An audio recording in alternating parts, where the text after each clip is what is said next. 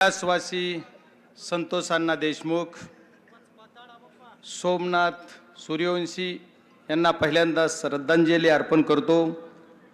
या जन आक्रोश मोर्चामध्ये जमलेल्या जनसमुदायास वंदन करतो।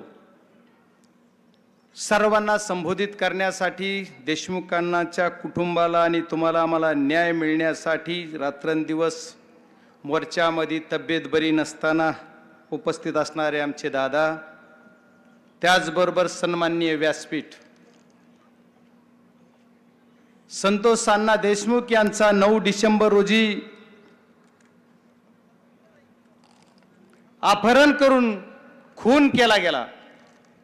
त्या क्षणापासून आजपर्यंत आपण सर्वजण ताकदीने याचा छडा लावण्यासाठी उभे आहोत।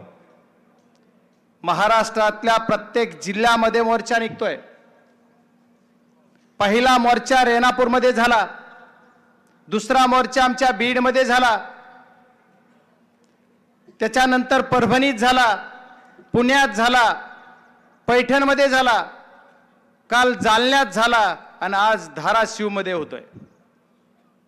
महाराष्ट्रातल्या मायबाप सरकारला माझी विनंती आहे, सर्व पक्षाचे आमदार असतील, खासदार असतील, आम्ही सर्वजण आणि तुमच्या सहित आपण सर्वजण एकाच गोष्टीसाठी झगडतोय की संतोष अण्णा देशमुख यांच्या मारेकऱ्याला फाशी झाली पाहिजे, त्याचा मास्टर माइंड पकडला पाहिजे आणि त्याला 302 मध्ये ऍड केला पाहिजे। पहिल्या दिवसापासून आपली मागणी।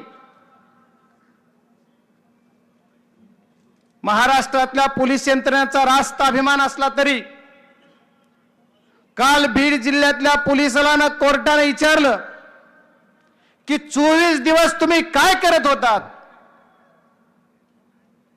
मग माझ्या या पोलीस यंत्रणा चालवणाऱ्या सर्व सरकारला विनंती आहे की आपल्या पोलीस यंत्रणेला एवढा दिवस का लागतोय। यांचा मर्डर झाला, किडनॅपिंग झालं, त्याला आज किती दिवस उलटलेत ही जर मोजता मोजता तुम्हाला बघत गेलात तर आज जवळपास 35 दिवस या घटनेला झालेले आहेत। 35 दिवसामध्ये सुद्धा जे प्राथमिक दृष्ट्या तुम्ही ज्यांच्यावर गुन्हा दाखल केला असे 7 आरोपी आहेत, 7 मधला एक सुद्धा फरारी आहे। पोलीस यंत्रणेचं काम खूप चोख आहे असं जरी समजलं गेलं तरी यांना पाठीमागे कोण घालतंय, या गुन्हेगारांचे सीडीआर का तपासले जात नाहीत। पहिल्या दिवसापासून आमची मागणी आहे की याचा मास्टर माइंड कोण आहे। या 7 आरोपीला पकडून चालणार नाही, या 7 आरोपीवर गुन्हा लावून चालणार नाही, तर याचा मास्टर माइंड जो कोण आहे याला याच्यात घातलं पाहिजे आणि मास्टर माइंडला अटक झाली पाहिजे, त्याला 302 मध्ये दाखल केलं पाहिजे, तरच तुमच्या आमच्या सर्वांच्या मागणीला यश आलं असं समजलं जाईल। मायबाप सरकारला सुद्धा माझी विनंती आहे, तुम्ही एसआयटी नेमली, एसआयटी मध्ये 9 लोक घेतले, ते बीड जिल्ह्यातले, एकच अधिकारी बाहेरचा आहे।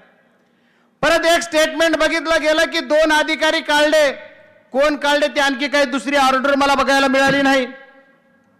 पण एसआयटी मध्ये तुम्ही बीड जिल्ह्यामधले जे अधिकारी घेतले ते अधिकारी कोण आहेत, तर या खंडणीखोर जो आरोपी मध्ये बसलाय त्यानेच या पदावर बसले, त्याच्यावरच्या नेत्याच्या साह्यानं ते पदावर बसवलेले हे अधिकारी आहेत। गळ्यात हात टाकतेत, डान्स करतेत, असले अधिकारी यांची चौकशी काय करणार।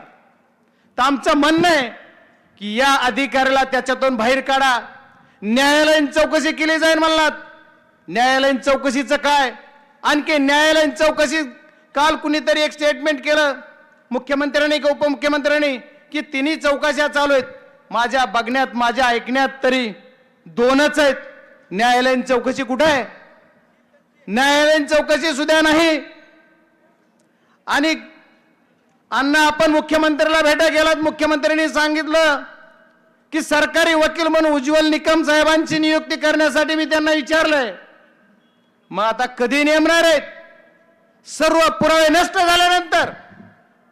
तुम्हाला जर उज्ज्वल निकम सारखे ऍडव्होकेट नेमायचे असतील तर अर्जंट नेमा, नाही तर आणखी एक वकील साहेबांचं स्टेटमेंट बघितलं होतं, सतीश माने शिंदे, या वकील साहेबांना सुद्धा शासनानं नेमलं पाहिजे, नाही नेमलं तर खासदार या नात्याने मी त्याच्यात त्यांची फीस भरून त्यांना त्याच्यात हजर व्हायला लावेल असा शब्द तुम्हाला मी सर्वांना देतो.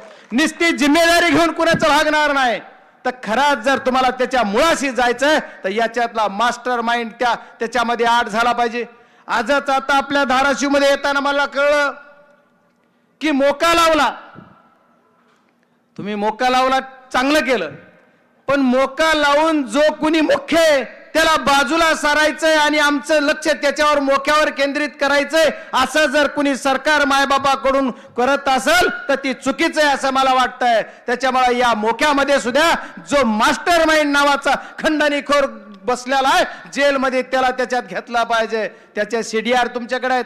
पोलीस यंत्रणा सुद्धा मायबाप पोलीस यंत्रणा माझी विनंती आहे, पहिल्या क्षणाला 2 आरोपी पकडले गेले, त्या 2 आरोपींनी तुम्ही मोबाईल त्याच्याजवळ सापडले. तुम्ही त्या 2 आरोपीचे मोबाईल कधी कुठे मीडियाला सांगितले नाहीत. त्याच्यात काय म्हणलं गेलं, एके दिवशी मीडियाला बातमी आली की हा अमुक अमुक माणसाला एका नेत्याला वरिष्ठाला फोन गेले. त्याचे जर व्हॉइस सॅम्पल तुम्हाला तपासण्यासाठी 34 दिवस लागत असले तर किती फास्ट यंत्रणा आहे म्हणलं पाहिजे. आम्ही जन आक्रोश मोर्चा काढतोय, एवढ्या ताकदीने सरकारच्या या यंत्रणेच्या विरुद्ध रोष व्यक्त करतोय, तरी सुद्धा आमच्याकडे आम्हाला बेदखल करण्याचं काम जरी सरकार करत असेल तर शेवटच्या क्षणापर्यंत आम्ही गप्प बसणार नाही. मला चिठ्ठी देण्यापेक्षा मी 2च मिनिटांत संपविणार आहे. अण्णा काय ऐका ना जरा, काय अडचण येत नाही, जरा ऐका. कारण सरकार तुमचं आहे, सरकार आमचं आहे हा विषय नाही, कोणा जातीपातीचा विषय नाही, कुठल्या पक्षाचा विषय नाही, हा जनमानसाचा सर्वांचा प्रश्न मिटलेला आहे. आणि सर्वांचा प्रश्न मिटवण्यासाठी आपल्याला सर्वांना ताकदीने उभा राहायचं आहे.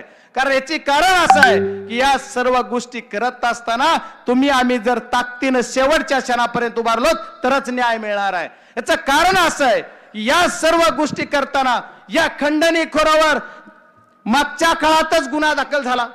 कारण मला हा जिल्हा धाराशिव जिल्हा आम्हाला खेटून आहे आणि माझ्या जिल्ह्याची बॉर्डर तुमच्यापर्यंत आहे. या आमच्या गुन्ह्याचं लोन तुमच्या जिल्ह्यात पण आहे, म्हणून मला काही थोडं विस्तृत सांगावं लागतंय. कारण या जिल्ह्याचं मी पहिली बाईट दिली त्या दिवशी सांगितलं होतं याचं कनेक्शन धाराशिवची जुळलंय का काही पुण्याची जुळलंय का हे बघा. तसंच झालं. अण्णा तुम्ही आता नावं घेताय लोकांचे, ते लोक सुद्धा धाराशिव मधले आहेत, कुणी पुण्यातले, मग पुण्यातच हे सर्व आरोपी पकडले जातात. त्याच दिवशी पोलिसांनी जर दखल घेतली असती तर असं झालं नसतं. या पोलीस यंत्रणेनं त्याच दिवशी ज्या दिवशी 28/5/2024 ला गुन्हा नोंद झाला त्यावेळेस पासून काय केलं, एवढंच ना तर या खंडणीखोराला ईडीची नोटीस आली माग.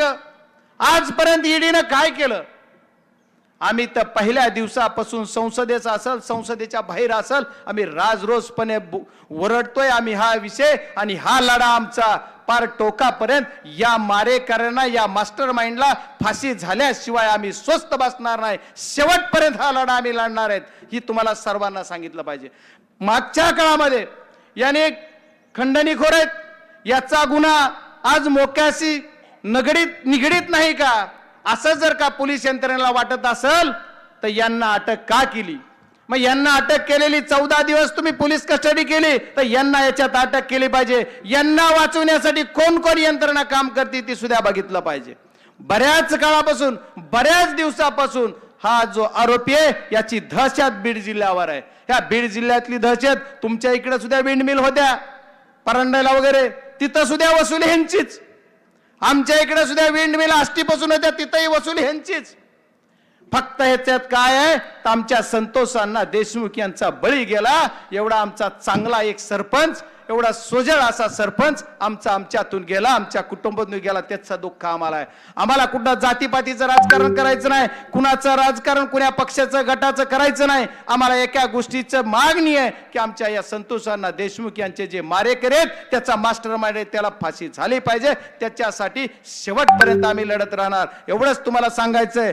आणि आजच नाही तर शेवटच्या टोकापर्यंत चाहे सरकारने किती वाचवायचा प्रयत्न केला तरी आम्ही सुद्धा असे पुरावे सादर करू की त्याच्यातून तो बाहेर निघणारच नाही. आणि एवढंच नाही तर धाराशिव मध्ये त्याचं काय कनेक्शन हे बी काढू. ईडीला काय काय, अरे 50 लोक यादी दिली एसपी साहेबांना सुद्धा मी सांगितलं बीडच्या एसपींना, साहेब ही जरा तपासा. जर सगळे तपासले ना, कुणा कुणाच्या घरी किती रीती आहे, कुणा कुणाच्या दारात किती राख आहे, ही आमचा जो मर्डर झालाय हा मर्डर कशातून झालाय, त्या खंडणीतून पैशाच्या वसुलीतून झाला. दररोज 1 CR घेतल्याशी झोपतच नव्हता जणू पट्ट्या. खरंय का? ही पब्लिकच म्हणते, मी तर म्हणणं बघा ते गोरगरिबांचा सुद्धा आवाज तेच आहे. एवढी जर खंडणी खोर असेल त्याचा त्रास काय आम्हाला माहित आहे. आणि कुणीतरी फोटो दाखवत आहे, कुणीतरी म्हणते ह्यांचे फोन आहेत. अरे फोटो दाखवायला सर्वांबरोबर सर्वांनी काम केलंय, सर्वांचे फोटो असतील, फोटोपेक्षा सर्वांच्या चौकशीला सर्वांना बोलवा आणि ज्याचं दूध का दुधावर पाणी का पाणी एकदा होऊन जाऊ द्या. अरे ज्यांच्या बरोबर सगळं काही खेळ आहे त्यांचं बघा. एखाद्याचा फोटो दाखवून दुसऱ्याचा काय करणार? सुरेश अण्णाचा फोटो, बजरंग सोनवणेचा फोटो, पवार साहेबाचा फोटो, फडणवीस साहेबाचा फोटो, आणखी काय नोट नेत्यांचे नाव घेतील तेवढ्याचे फोटो, हे बाकीचं जाऊ द्या. मी एकच तुम्हाला सर्वांना विनंती करणार आहे, संतोष अण्णा देशमुख यांच्या मारेकऱ्याला फाशी झाल्याशिवाय तुम्ही आम्ही कधीही मागे हटायचं नाही. साथ देणार का? हात वर करून सांगा सगळे. धन्यवाद. शिव छत्रपती संभाजी महाराज शिवाजी महाराजांचा खूप खूप धन्यवाद.